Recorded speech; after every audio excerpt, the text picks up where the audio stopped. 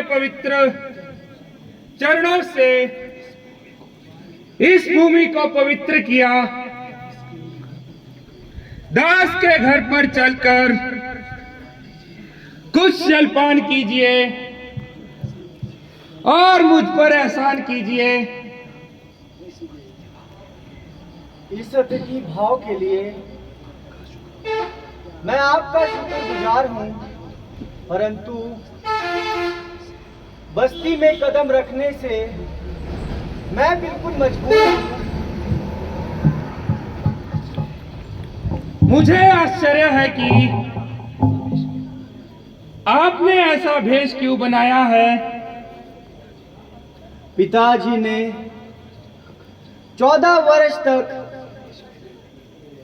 इसी वेश में रहने के लिए हमें फरमाया है। आखिर कोई कसूर हुआ? कसूर हो या ना हो, पिताजी की आज्ञा हमें हर हालत में मंजूर है। भगवान, आप धन्य हैं जो आप इस अवस्था में भी सभी प्रकार से प्रसन्न हैं। बहुत अच्छा। मैं चाहता हूं और इस जगह आपके लिए भोजन पहुंचाता हूं। प्यारे मित्र, अगर यह भोजन हमको भाते तो हम घर से चलकर ही क्यों आते। यहीं से कुछ कंदमूल चुनकर खा लेंगे और अपनी इस पेट की अग्नि को बुझा लेंगे। आपको आए बहुत देर हो गई, आप भी अब आराम कीजिए और हमारा प्रणाम लीजिए। सिपाहियों, तुम इस जगह पर तैनात रहो और रामचंद्र जी की सेवा में सारी रात रहो। अच्छा भगवान, मुझे आज्ञा दीजिए।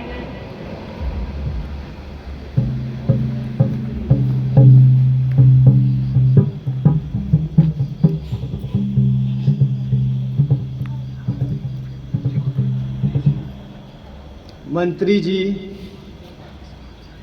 आप भी वापस लौट जाएं और पिताजी का धीर बंधाएं। अयोध्या से आपकी अनुपस्थिति बिल्कुल अयोग्य है और आपका चला जाना ही बिल्कुल योग्य है। भगवान, मैं आपसे एक विनती करना चाहता हूँ। आशा है आप मंजूर करेंगे। आप बताएं। हमें आशा है कोई नेक सम्मति प्रदान करेंगे। महाराजा की आज्ञा का पालन तो आपने कर लिया, अब आपको वापिस चलना चाहिए। वह किस तरह? आप जरा साफ तौर से बताइए। आप उनकी आज्ञा अनुसार जंगल में आ गए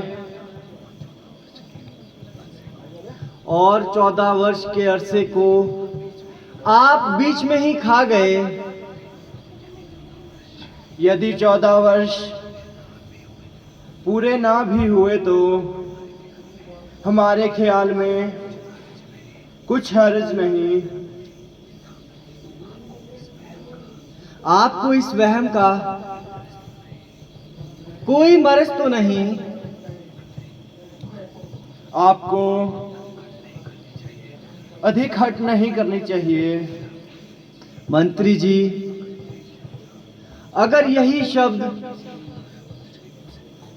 किसी साधारण पुरुष के मुंह से निकलते तो शायद मुझको इतना ना सोचना पड़ता, परंतु आप जैसे धर्मात्मा के मुख से ऐसे शब्द सुनकर मेरी सारी प्रसन्नता शोक में बदल गई और आपकी यह कोशिश बिल्कुल बेकार है। मगर